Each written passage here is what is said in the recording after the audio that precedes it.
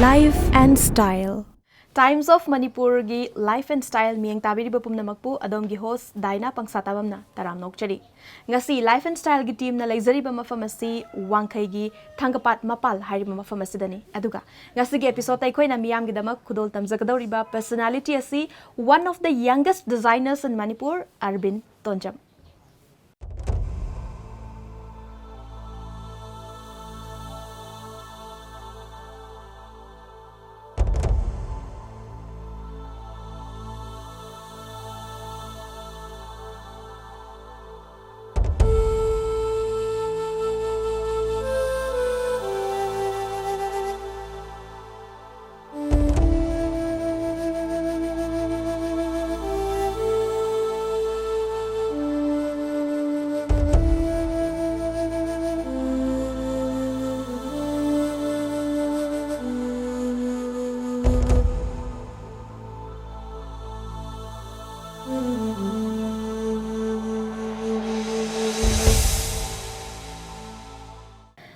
Arbin, ihan hanba makta dai khoigi show Life and Style asida taram nokchari. Thank you, sir. Arbin gi khoigi ihan hanba wahang se khoina khangjan English se ko miyam na su haidi youngest designer hadana khangnarabani ado Arbin se khoina tajaba matam da isamak se hozik satra gi punsi su oizari ko aduna Arbin si kari college sa tammi bage hozik mahai gi thak se kamai tauri bage ima pabung gi ming su khara thambiu I say KP yang thang da tamme aduga hoje for sem kari bane aduga ai ki pabung gaming na Tonjam rajen laikhidre aduga mama gaming na Tonjam ombi pusparani debi ai wangkai thangkapa mapan sida adu schooling di kamai tawr Arbin schooling se ahambada nursery to KG se Barzang academy sigi mahabli gi amalai ko khunakta aduda tamme adu matangda machalame school Palace compound da sida tamme aduga 9 to 12 sina kanoda North Point Higher Secondary School da tame loisale aduga graduation sina KP College da hauzik se graduation kan na tawzari ko ado Arbin ne koina mathang da mu khangjan English na ne Arbin gi hariba costume designing gi lamse dum angang oiringai dagi hauna dum pamjarak para imung gi family gi side ta designer oiba yaw khrabra ko masi pamlakpa haurakpa gi wari si su muk thambiu taseng nama kidi akhoi gi mama se kaino ne ba embroidery tawba haitare mai handwork kumba kaino da gi fani kumba lon ba se haure ade matum da gi sum loinarak pagi matung ina ko angon da su wakhan da chu bado adumaina la adumaina sum tawrak pagi matung ina sum yum da tawrabani na angon da su kitang di haiba ma la eba ko ado hairaga sum la aga aina mapan thok pasidi yada ba manung da de adum yaba adumaina khar la aduga ai se 12 ki 10 ki exam maya sida aise dasura swa hengba magi da khara tamme tamaga mu yum the problem ke ka lai badagi mu to matung da mu dawang khai fi mantri ki magi da tura se na chatle ma tu bada da mana mu khara takpi badagi mu hoje designer oina su leminari ba aigi senior di oi ba da maxwell yang go jam mana mu finishing matang da adagi di stitching kamaina tawgani takpi re moi ma'am na adumaina takpire adudagi isagi su khara pamjabaga hotnabaga adumaina oina tawre class akoigi 10 11 12 hai tare ko sigi maraksida adugi maraksida yamba tha dinate tha ama ani sumaina sigumbagi kaino da oidoi aduga Arbin na maruina tawriba design se karamba visual oidoino costume se karamba makalgi costume design tawbibage costume se loinamakti sunabakti tawre hojikti habidi ahambada di wangkai fi rani fi auramde hojikti hapchale ahamba di blouse gown sigumba sumaina dang tawrame hojikti rani phi wangkai phi hapchale hana blouse kumba gown kumba pairamba de kheu se dum phi ko sida leitingi ba mayam se so dum Arbin tawzaba design nga ta oidoini ko design adumai ado Arbin isamak se dum student oibani na ne masi management haiba tare ko satra gi punsi oibani na larik ta su importance pi daba yade plus profession oina sangsala iba designing gi lam sida su equally important se pi daba yada bani na masi karam kanda work se kamain tawi work schedule se kamain tawi adugi harga di amna ware habdi college se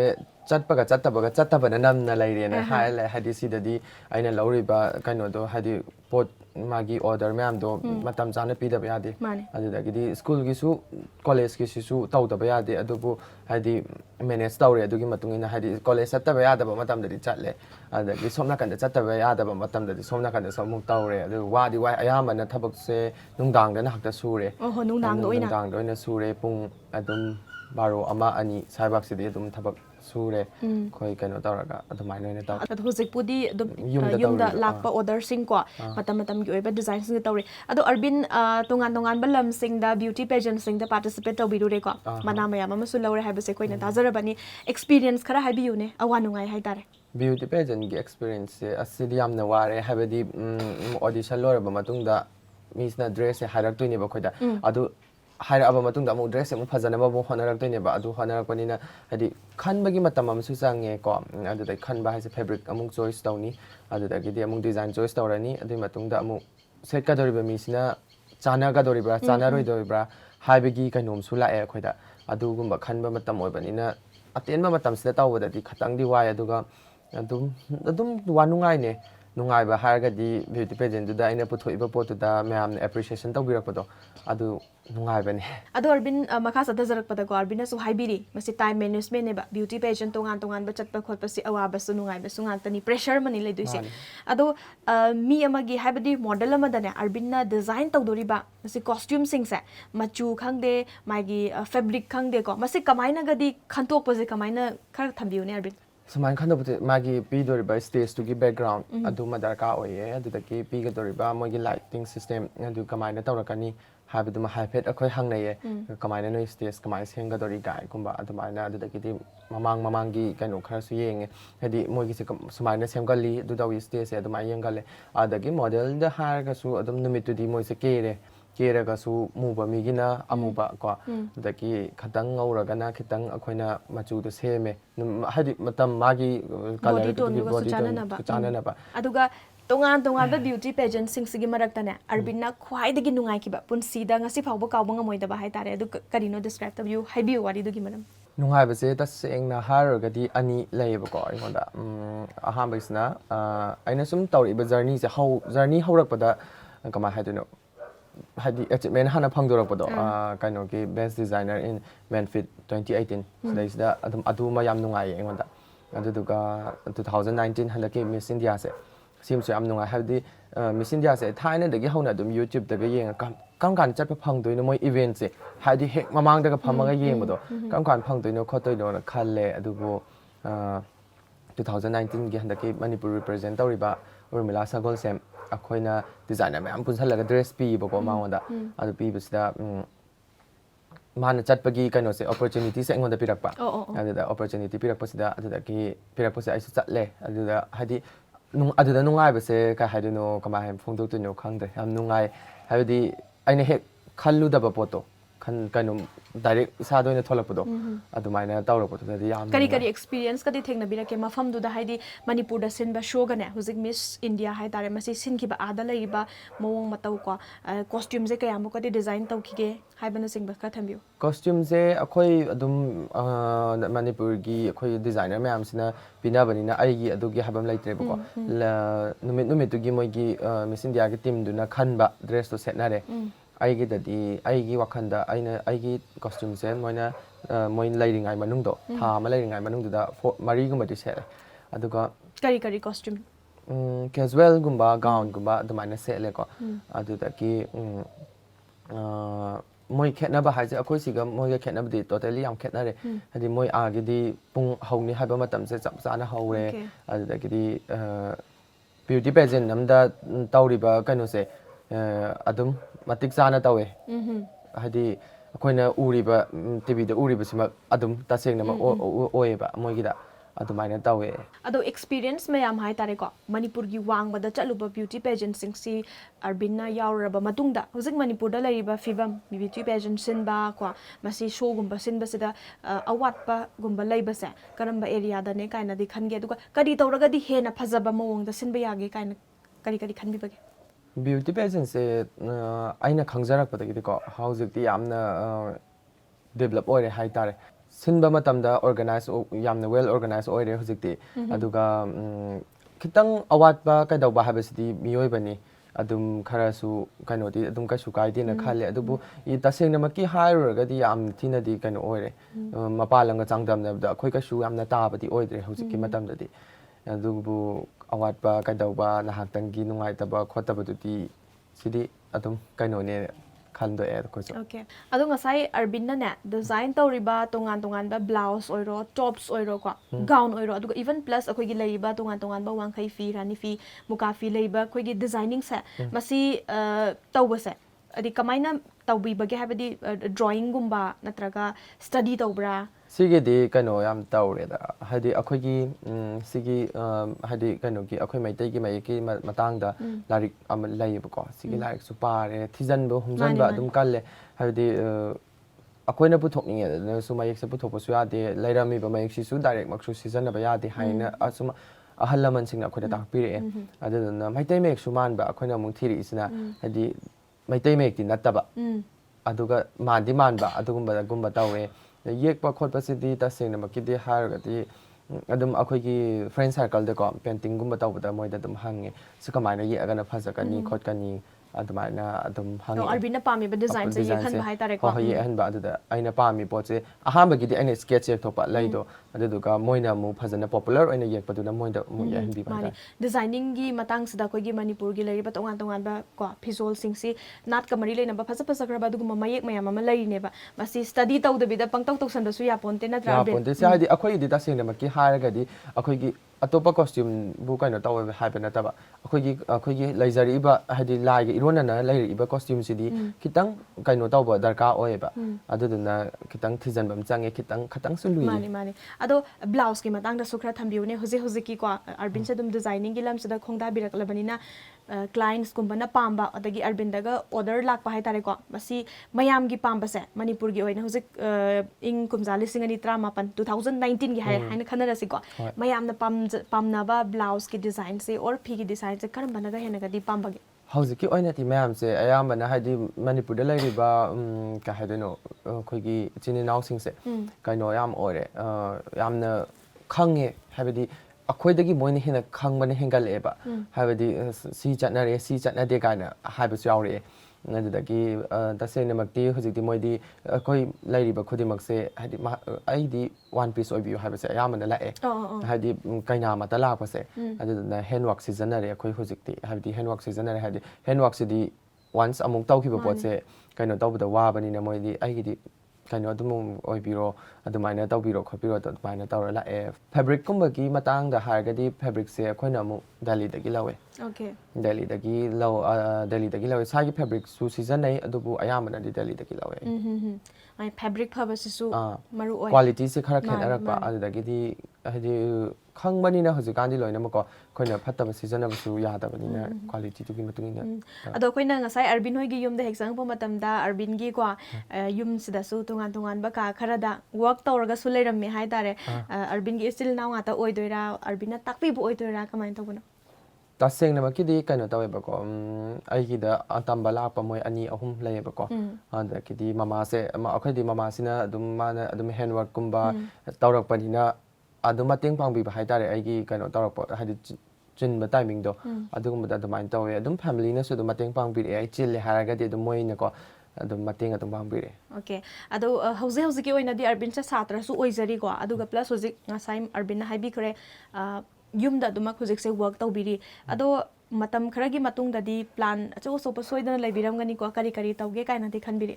aise graduation loibaga kaino tawge na khale boutique samdi hangen khale ai graduation loiba ngai bane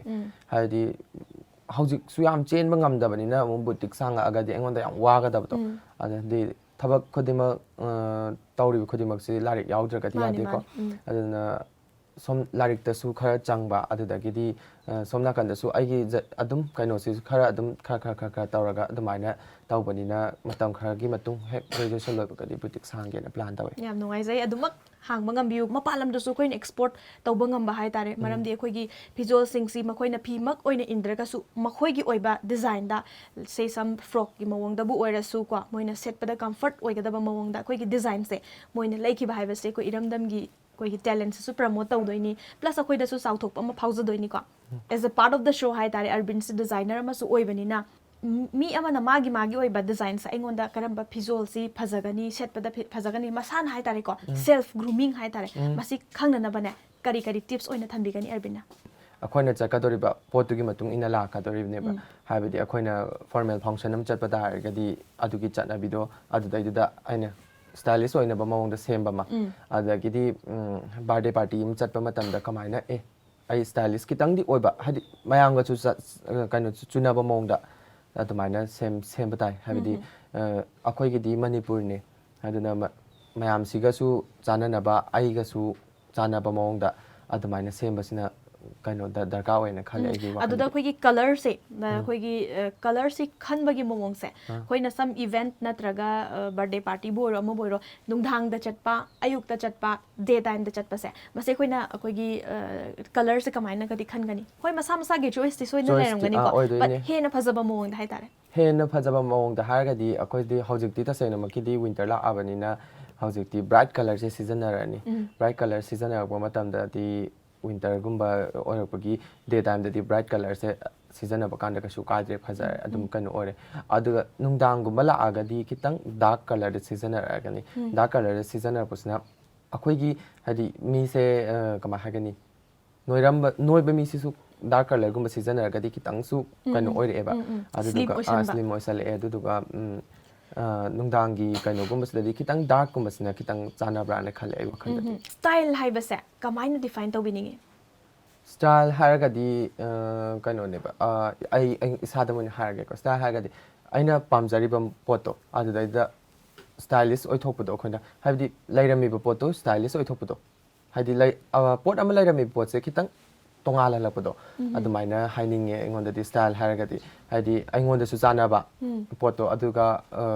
ꯌꯦꯡꯕꯗꯁꯨ ꯈꯤꯇꯪ style ꯇꯣꯉꯥꯜꯍꯟꯕꯗꯣ ꯑꯗꯨꯃꯥꯏꯅ ꯍꯥꯏꯖꯅꯤꯡꯉꯤ ꯃꯤꯒꯤ ꯃꯔꯛꯇ ꯇꯤꯟꯕ ꯃꯇꯝꯗ ꯑꯗꯨꯒ ꯑꯗꯨꯃꯥꯏꯅ ꯍꯥꯏꯅꯤꯡꯉꯤ ꯃꯤ ꯃꯔꯛꯇ ꯇꯤꯟꯕꯗ ꯍꯥꯏꯗꯤ ꯂꯩꯔꯝꯃꯤꯕ ꯄꯣꯠꯁꯦ ꯁꯦꯠꯇꯣꯔꯛꯄ ꯃꯇꯝꯗ ꯇꯣꯞꯍꯟꯕ ꯍꯥꯏꯇꯥꯔꯦꯀꯣ ꯑꯣꯏꯍꯟꯕ ꯑꯗꯨꯃꯥꯏꯅ ꯌꯥꯝ ꯅꯨꯡꯉꯥꯏꯖꯩ ꯀꯂꯔ ꯑꯗꯣ ꯃꯦꯆꯤꯡꯗꯕꯨ ꯑꯣꯏꯔꯦ ꯑꯔꯕꯤꯟꯒꯤ ꯑꯩꯈꯣꯏꯒꯤ ꯂꯥꯏꯐ ꯁ꯭ꯇꯥꯏꯜꯁꯦꯀꯣ ꯑꯌꯨꯛꯇꯒꯤ ꯍꯧꯔꯒ ꯅꯨꯃꯤꯗꯥꯡ ꯋꯥꯏꯔꯝ ꯉꯁꯥꯏ ꯑꯩꯈꯣꯏ ꯋꯔꯛꯁꯤꯅ ꯅꯨꯡꯗꯥꯡ ꯊꯦꯡꯉꯕ ꯄꯨꯡ 12 ꯐꯥꯎꯕ ꯇꯧꯋꯦ ꯍꯥꯏꯀꯣ ꯑꯦꯛꯇꯤꯚꯤꯇꯤꯁꯁꯦ ꯀꯃꯥꯏꯅ ꯇꯧꯕꯤꯕꯒꯦ ꯂꯥꯏꯐ ꯁ꯭ꯇꯥꯏꯜ ꯃꯄꯨꯡ ꯑꯣꯏꯕ ꯂꯥꯏꯐ ꯁ꯭ꯇꯥꯏꯜꯁꯦ ꯈꯔ ꯊꯝꯕꯤꯌꯨꯅꯦ ꯑꯌꯨꯛ ꯍꯧꯒꯠꯂꯛꯄꯗꯒꯤ ꯀꯩꯅꯣꯒꯨꯝꯕ ꯇꯧꯋꯦ ꯍꯧꯒꯠꯂꯛꯑꯒ ꯑꯩꯈꯣꯏꯁꯦ ꯑꯗꯨꯝ ꯍꯧꯒꯠꯂꯛꯄꯗꯒꯤ ꯍꯧꯔꯦ ꯊꯕꯛꯁꯦ ꯑꯗꯒꯤ ꯑꯩꯈꯣꯏ ꯀꯣꯂꯦꯖ ꯆꯠꯂꯒꯅ ꯀꯣꯂꯦꯖ ꯆꯠꯄꯒꯤ ꯃꯇꯝꯗꯨꯐꯥꯎ ꯍꯥꯏꯗꯤ 10ꯗꯒꯤꯅ 3 ꯁꯨꯃꯥꯏꯅ ꯂꯩꯔꯦ ꯆꯠꯇ꯭ꯔꯒꯅ ꯑꯗꯨꯝ ꯑꯩꯒꯤ ꯋꯥꯛꯁꯦ ꯇꯧꯔꯦ ꯍꯥꯏꯗꯤ ꯃꯥꯔꯀꯦꯇꯤꯡ ꯆꯠꯄ ꯑꯗꯨꯗꯒꯤꯗꯤ ꯍꯥꯏꯗꯤ ꯁꯨꯇꯤꯡ ꯆꯠꯄ ꯑꯗꯨꯃꯥꯏꯅ ꯂꯩꯔꯦ ꯑꯗꯨꯗꯒꯤꯍꯜꯂꯛꯄ ꯃꯇꯝꯁꯦ ꯑꯌꯥꯝꯕꯅ ꯍꯥꯏꯗꯤ ꯑꯌꯨꯛꯀꯤ ꯄꯨꯡ 10 ꯁ꯭ꯋꯥꯏꯁꯤꯗꯗꯤ ꯀꯣꯂꯦꯖ ꯆꯠꯄ ꯅꯠꯇ꯭ꯔꯒ ꯁꯨꯇꯤꯡ ꯑꯅꯤꯁꯤ ꯃꯅꯨꯡꯗ ꯑꯗꯨꯝ ꯂꯩꯔꯦꯕ ꯑꯌꯥꯝꯕ ꯃꯇꯝꯗ ꯑꯗꯨꯒ 4 ꯁ꯭ꯋꯥꯏꯗꯗꯤ ꯍꯜꯂꯛꯄ ꯇꯥꯏꯃꯤꯡ ꯑꯃꯅꯤ ꯌꯨꯝ ꯍꯜꯂꯛꯑꯦ ꯑꯗꯨꯒ ꯄꯣꯊꯥꯔꯒ ꯉꯥꯏꯍꯥꯛ ꯄꯣꯊꯥꯔꯅꯤ ꯑꯗꯨꯒ ꯑꯃꯨꯛ ꯊꯕꯛ ꯑꯃꯨꯛ ꯍꯥꯏꯗꯤ ꯂꯧꯁꯟꯈꯤꯕ ꯑꯣꯔꯗꯔ ꯃꯌꯥꯝ ꯀꯩ ꯀꯃꯥꯏꯅ ꯇꯧꯏ ꯑꯗꯨ ꯃꯌꯥꯝꯗꯣ ꯑꯗꯨ ꯇꯧꯔꯦ ꯌꯨꯝꯒꯤ ꯃꯤꯒ ꯉꯥꯏꯍꯥꯛ ꯀꯩ ꯍꯥꯏꯅꯤ ꯃꯇꯝ ꯁ꯭ꯄꯦꯟ ꯇꯧꯕ ꯑꯗꯨꯃꯥꯏꯅ ꯈꯔ ꯇꯧꯋꯦ ꯑꯗꯣ ꯀꯔꯝꯕ ꯐ꯭ꯔꯦꯟ ꯁꯔꯀꯜꯁꯤꯡꯒꯗꯤ ꯑꯔꯕꯤꯟꯁꯦ ꯇꯣꯏꯅ ꯂꯣꯏꯅꯕꯤꯕꯒꯦ ꯑꯩꯁꯦ ꯐ꯭ꯔꯦꯟ ꯁꯔꯀꯜꯒꯤ ꯍꯥꯏꯔꯒꯗꯤ ꯇꯁꯦꯡꯅꯃꯛꯀꯤꯗꯤ ꯑꯩꯒꯤ ꯗꯥꯏꯔꯦꯛ ꯀꯩꯅꯣꯁꯦ ꯀꯌꯥ ꯂꯣꯏꯅꯗꯦꯕ ꯑꯩꯒꯤ ꯆꯍꯤ ꯃꯇꯥꯡ ꯍꯥꯏꯒꯗ꯭ꯔꯥ ꯑꯩꯒꯤ ꯀ꯭ꯂꯥꯁꯃꯦꯠ ꯍꯥꯏꯒꯗ꯭ꯔꯥ ꯁꯤꯒꯨꯝꯕꯁꯦ ꯀꯌꯥ ꯂꯣꯏꯅꯗꯦ ꯑꯗꯨꯝ ꯑꯩꯉꯣꯟꯗꯒꯤ ꯍꯟꯕ ꯃꯤ ꯈꯔꯒ ꯑꯗꯨꯝ ꯂꯣꯏꯅꯩꯌꯦ ꯏꯊꯛ ꯊꯣꯡꯕꯒ ꯂꯣꯏꯅꯕꯁꯤꯅ ꯑꯃꯨꯛ ꯀꯃꯥꯏꯅ ꯂꯥꯛꯀꯦ ꯍꯥꯏ ꯀꯥꯟꯗ ꯃꯣꯏꯅ ꯑꯩꯒꯤ ꯁꯤꯆꯨꯋꯦꯁꯟ ꯈꯪꯕ ꯍꯥꯏꯇꯥꯔꯦ ꯑꯩ ꯀꯩ ꯄꯥꯝꯃꯤꯅꯣ ꯍꯥꯏꯕꯁꯦ ꯃꯣꯏꯅꯁꯨ ꯈꯪꯉꯦꯕ ꯑꯗꯨꯝ ꯑꯩ ꯐ꯭ꯔꯦꯟ ꯁꯔꯀꯜꯗꯁꯨ ꯈꯪꯗꯕ ꯅꯠꯇꯦ ꯈꯪꯉꯦꯕ ꯑꯗꯨ ꯇꯥꯔꯁꯨ ꯈꯪꯕꯤꯕ ꯍꯦꯜꯂꯛꯄꯗꯣ ꯍꯥꯏꯇꯥꯔꯦꯀꯣ ꯑꯔꯕꯤꯟꯗꯒꯤ ꯍꯟꯕ ꯏꯊꯛ ꯊꯣꯡꯕꯁꯤꯡꯒꯅ ꯑꯌꯥꯝꯕ ꯁ꯭ꯄꯦꯟ ꯇꯧꯕꯤꯌꯦꯅ ꯇꯥꯛꯄꯤꯔꯤ ꯇꯧꯋꯦ ꯃꯥꯔꯀꯦꯇꯤꯡ ꯆꯠꯄ ꯈꯣꯠꯄ ꯀꯣ ꯀꯔꯝꯕ ꯐꯤल्मꯗ ꯑꯔꯕꯤꯟꯅ ꯑꯩꯈꯣꯏꯒꯤ ꯈꯨꯠ ꯊꯥꯕꯤꯈ꯭ꯔꯕꯒꯦ ꯑꯋꯥꯔꯗꯁ ꯑꯩꯈꯣꯏꯒꯤ ꯐꯪꯕ ꯂꯩꯈ꯭ꯔꯕ꯭ꯔꯥ ꯑꯗꯨꯒ ꯇꯣꯉꯥꯟꯕ ꯃꯅꯥ ꯐꯪꯈꯤꯕꯁꯤꯡꯗꯣ ꯑꯗꯨꯁꯨ ꯈꯔ ꯃꯦꯟꯁꯟ ꯇꯧꯕꯤꯌꯨ ꯐꯤल्मꯁꯦ ꯑꯅꯤ ꯑꯃꯗꯤ ꯇꯧꯋꯦ ꯍꯧꯖꯤꯛ ꯂꯣꯏꯁꯟꯗ꯭ꯔꯤꯕ ꯍꯥꯏꯁꯦ ꯑꯃꯗꯤ ꯀꯣꯂꯥꯕꯣꯔꯦꯁꯟꯅꯦꯕ ꯀꯣꯂꯥꯕꯣꯔꯦꯁꯟꯁꯦ ꯀꯃꯥꯏꯅ ꯇꯧꯒꯦꯗ ꯑꯃ ꯁꯣꯃꯥꯒ ꯁꯨꯁꯥꯟꯀ ꯑꯃ ꯊꯥꯏꯂꯦꯟꯗ ꯅꯝꯕ ꯑꯃ ꯂꯩꯌꯦ ꯑꯗꯨꯒꯤ ꯐꯤꯂꯝꯁꯦ ꯑꯩꯈꯣꯏ ꯗꯤꯖꯥꯏꯅꯔ ꯑꯩꯈꯣꯏ 3 ꯄꯨꯜꯂꯒ ꯇꯧꯋꯦ ꯑꯩꯈꯣꯏꯒꯤ ꯃꯅꯤꯄꯨꯔꯒꯤ designer costume ꯗꯥꯒꯂꯤꯄꯥ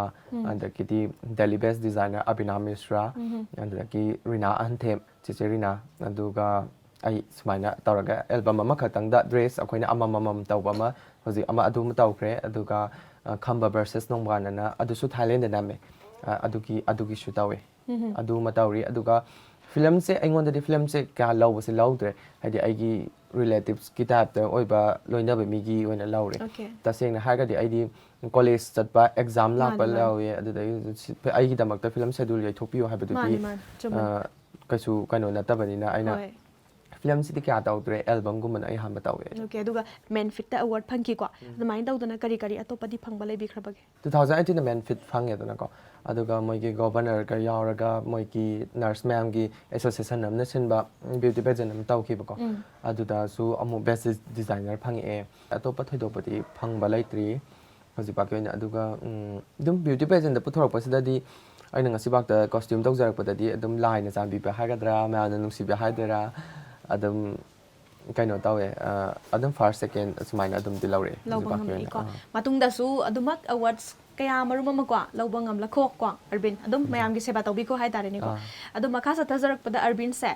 designing hoi costume designing na ayamba lifestyle se oidi oisan gre adu oiraga su kitang na thairaga site ta kitang thaido ga kadi kadi hobbies kadi enjoy tawbi ge khoi sports se kitang interest lobo maliko I said tasena ma kidi sports se thaina netball national games ka chatlame adagidi haidi chatlama ga su aina somna kan chatlaga su somna kan pam henjala pagi adu ngasai sports chatlamba se chahi kaya muka surak padono class kya ka tamak pamatam tano aina class 9 kuma tamak pa adai da male ai khatang de kuira bani kaure adai de chatle urisa da ne chapa kan sida adum sanare adum sanare la e mathang da chatse khose haraga su somna kan gi kaino sne henjala pagi adugi henjala pagi kaino la pasida ri somna kan da ai se khallagi haraga su somna kan da di ai shooting lai habigi wakhan da somna kan da ina adum chakhala ko do adum aina adum tawre e aingonda kaina tawbudi ai ki hobby haraga di sai taba kumba adugumba se khara paame atopadi ka sham thoidok laite isagi oiba motta ko costume mayam ama design tawbiri ado nupi gi oiba phizol da ne khwai dagi khoida basna karamban aduga nupa ama daga selhaning ba isana ga pamjaba khoi costume oiro masina karamban nupi gi da oiraga di aina hujik hujik sang saliba hai tare ko traditional se sida is the full traditional sida yamne stylish oiba hadi phi mata inthora su anda kidi blocks maktali la ga su yamna adugumba do adu di paame aduga nupa gi da haga di tasena makidi formal se am paame ai oina di formal dress se paame bako ado Arbin gi ne khwai digi pamjaba color di kaino ai khwai de pamjaba color se black aduga lavender ado hobbies ta sports paame haibi gre ko ado but designing sina mu kaino tawbagi se khongda birakre ado marak marak ta gadi dum sports se dum enjoy tawbi bra Arbin tawba haise hojikti haidi tawninga ga su matam laitram ni na tawdre dum hojikti isai di dum tari ko isai di dum work tawna tawna isai di dum taba yai adumai tawri Arbin akoina dress ama select pa matam dane koi traditional oi jasanu phanek phi blouse nupi gi oi bada masi color matching se yam important oi brana su kali do hojikti aya mana su color matching se tawra tawra ga su setna re ko masi gi kana badu ga magi important se kya mu yam na maru oi hai pa se khara thambiu ne mi ama gi presentation da ko tasena ma ki har ga di color matching se si yam na maru oi ba hadi dress ama se torak pada hadi si sina magi kaino ta ine ba color matching sina mase kyam stylish oira bano mase kaino kyam oira bano se aduna di tasena ma ki di color matching se amna darka oi na khala ai wakhanda di hadi mase haiti habse magi kaino se setok sa thok pada haiba haita mase fashionable oibra aduna ta eba okay yam nungai se ado Arbin loisalak pa size dane afaba points ahum ko isada yaw gun ahum tang haibiyo ba aduga bad habits 3 sudra su yai ko ai bad habit ama tang lay na hairazu ka shukai de ahum tang ai semtok ningi kaina khanbi ba thamira bad habit da harga di kano tawe ai se atheng mak tum da ba se si se phatabra ne di khalle ai wa khan mani proper rest lai da ba se phatte adu ma da kiti yam saugan ba sima adagi hadi thabak lairaga tansalak pa se si se amna kaino oi engon da thabak se yam salak kan da tansalak pa la yawe si se semdok pagi kaino se pa me ado Arbin je ngasi ginumi se dagi saugan ba sima yadre ko good points ahum tanga thambiu good points se harga di thabak se once amuk ngasai budi tantarak paduni da amuk surhaga na amuk hadi rest law ni khangak ta adugumba ma lai engon da adagi aingonda hadi koi pasat pase ai koi chap pase kano ꯌꯥꯝꯅ ꯑꯣꯏꯕ ꯍꯥꯏꯇꯥꯔꯦ ꯋꯥꯕ ꯅꯥꯏꯔꯛꯇꯕ ꯍꯥꯏꯇꯥꯔꯦꯅꯦ ꯁꯤꯃ okay ꯂꯩ ꯑꯗꯨꯅꯦꯅ good point ꯑꯃꯇꯪꯁꯦ ꯇꯁꯦꯡꯅꯃꯛꯀꯤ ꯍꯥꯏꯔꯒꯗꯤ ꯃꯤꯒꯤ ꯄ꯭ꯔꯣꯕ꯭ꯂꯦꯝꯅꯦ ꯍꯥꯏꯔꯒꯗꯤ ꯑꯍꯤꯡ ꯅꯨꯡꯗꯥꯡ ꯈꯥꯛꯇꯒꯩ ꯑꯩꯅ ꯆꯦꯟꯖꯕꯁꯦ ꯁꯤꯒꯨꯝꯕꯁꯦ ꯁꯨꯃꯥꯏꯅ ꯑꯩꯒꯤ ꯃꯤꯒꯤ ꯅꯥꯏꯗꯅꯀꯣ ꯑꯩꯒꯤ ꯃꯤꯒꯤ ꯅꯥꯏꯗꯕꯁꯦ ꯁꯤ ꯑꯣꯏꯗꯧꯕ ꯃꯥꯜꯂꯦ ꯑꯩꯒꯤ ꯌꯥꯝ ꯅꯨꯡꯉꯥꯏꯖꯩ ꯑꯣꯀꯦ ꯑꯗꯨꯒ ꯑꯔꯕꯤꯟꯒꯤ ꯉꯁꯤ ꯐꯥꯎꯕ ꯍꯣꯠꯅꯖꯔꯤꯕ ꯗꯤꯖꯥꯏꯅꯤꯡ ꯃꯌꯥꯝꯁꯦ ꯁꯤꯗꯁꯨ ꯃꯌꯥꯝ ꯑꯃ ꯂꯩꯔꯦꯀꯣ ꯃꯅꯤꯡꯗ ꯂꯩꯔꯤꯕ ꯕ꯭ꯂꯥꯎꯁ ꯇꯣꯞ ꯐꯤꯖꯣꯜꯁꯤꯡꯁꯤ ꯑꯔꯕꯤꯟꯅ ꯗꯤꯖꯥꯏꯟ ꯇꯧꯕ ꯉꯥꯛꯇꯅꯤ ꯑꯣꯔꯗꯔꯁꯦ ꯃꯁꯤ ꯍꯥꯏꯗꯤ ꯀ꯭ꯂꯥꯏꯟꯁꯤꯡꯒ ꯂꯩꯔꯤꯕ ꯃꯔꯤ ꯀꯅꯦꯛꯁꯟꯁꯦ ꯀꯃꯥꯏꯅ ꯇꯧꯗꯅ ꯌꯨꯝꯗ ꯑꯌꯥꯝꯕ ꯑꯗꯨꯝ ꯂꯥꯛꯄ꯭ꯔꯥ ꯀꯔꯤ ꯑꯩꯈꯣꯏ ꯁꯣꯁꯤꯌꯦꯜ ꯃꯤꯗꯤꯌꯥꯗꯁꯨ ꯑꯗꯨꯝ ꯑꯦꯛꯇꯤꯚ ꯑꯣꯏꯕꯤꯕ꯭ꯔꯥ ꯑꯩ ꯁ꯭ꯋꯥꯏꯗ ꯐꯨꯔꯤꯠ ꯇꯨꯏ ꯍꯥꯏꯕꯁꯦ ꯀꯅꯥꯝꯇꯅ ꯈꯪꯉꯝꯕ ꯑꯣꯀꯦ ꯅꯠꯇꯦꯕ ꯃꯥ ꯁꯨꯃꯥꯏꯅ ꯇꯧꯏ ꯍꯥꯏꯕꯁꯦ ꯑꯗꯨ ꯑꯩꯅ ꯇꯧꯔꯤꯕ ꯊꯕꯛꯁꯦ ꯑꯞꯂꯣꯗ ꯇꯧꯕ ꯑꯗꯒꯤꯗꯤ ꯁ꯭ꯇꯣꯔꯤ ꯁꯦꯝꯕ ꯑꯗꯨꯃꯥꯏꯅ ꯁꯨꯝ ꯇꯧꯔꯕ ꯃꯇꯨꯡꯗ ꯃꯌꯥꯝꯅ ꯁꯨꯝ ꯈꯪꯉꯛꯄꯗꯣ ꯑꯗꯨ ꯁꯨꯝ ꯂꯥꯛꯑꯕ ꯃꯇꯨꯡꯗ ꯗꯤ ꯑꯗꯨꯝ ꯃꯌꯥꯝꯅ ꯍꯧꯖꯤꯛꯇꯤ ꯀꯦꯠꯂꯣꯛ ꯐꯛ ꯊꯝꯗ꯭ꯔꯦꯕ ꯍꯥꯏꯗꯤ ꯑꯩ ꯏꯟꯁꯇꯥꯒ꯭ꯔꯥꯝꯗ ꯌꯦꯡꯕꯤꯔꯣ ꯁꯨꯃꯥꯏꯅ ꯇꯧꯕꯤꯔꯣ ꯍꯥꯏꯔꯒ ꯃꯣꯏꯅ ꯄꯨꯔ ꯂꯥꯛꯄꯁꯨ ꯌꯥꯎꯔꯛꯑꯦ ꯑꯗꯨꯒꯤ ꯌꯥꯝ ꯅꯨꯡꯉꯥꯏꯕ ꯑꯃ ꯂꯩꯔꯦ ꯑꯗꯨꯒ ꯇꯁꯦꯡꯅꯃꯛꯀꯤ ꯌꯥꯝ ꯅꯨꯡꯉꯥꯏꯕ ꯍꯥꯏꯔꯒꯗꯤ ꯑꯃꯨꯛ ꯑꯩꯈꯣꯏꯒꯤ ꯄꯣꯠꯁꯦ ꯑꯩꯈꯣꯏꯅ ꯄ꯭ꯔꯃꯣꯁꯟ ꯏꯁꯥꯅ ꯏꯁꯥ ꯄ꯭ꯔꯃꯣꯁꯟ ꯇꯧꯖꯕꯗꯣ ꯑꯗꯨꯃꯥꯏꯅ ꯑꯣꯏꯖꯔꯦꯕ ꯍꯥꯏꯗꯤ ꯏꯟꯁꯇꯥꯒ꯭ꯔꯥꯝꯁꯤꯗ ꯑꯞꯂꯣꯗ ꯇꯧꯕ ꯃꯇꯝꯁꯤꯗ ꯃꯤꯅ ꯑꯣꯔꯗꯔ ꯂꯥꯛꯑꯦ ꯑꯗꯨ ꯑꯣꯔꯗꯔ ꯂꯥꯛꯏꯕ ꯄꯣꯠꯁꯦ ꯏꯟꯗꯤꯌా ꯃꯅꯨꯡ ꯅꯠꯇꯕ ꯑꯇꯣꯞꯄ ꯑꯦꯕꯣꯔꯗꯇꯒꯤ ꯂꯥꯛꯄ ꯑꯣꯀꯦ ꯌꯥꯎꯔꯦꯕ ꯑꯦꯕ꯭ꯔꯣꯗꯇꯩꯁꯨ ꯂꯥꯛꯄ ꯍꯧꯔꯦꯕꯀꯣ ꯀꯩ ꯂꯝꯗꯩꯅꯣ ꯑꯔꯕꯤꯟ ꯃꯣꯏꯁꯦ ꯑꯅꯤ ꯂꯥꯛꯑꯦ ꯑꯃꯅ ꯀꯖꯀꯤꯁꯇꯥꯟꯅꯦ ꯑꯃꯅ ꯁꯦꯟ ꯐ꯭ꯔꯥꯟꯁꯤꯁꯀꯣ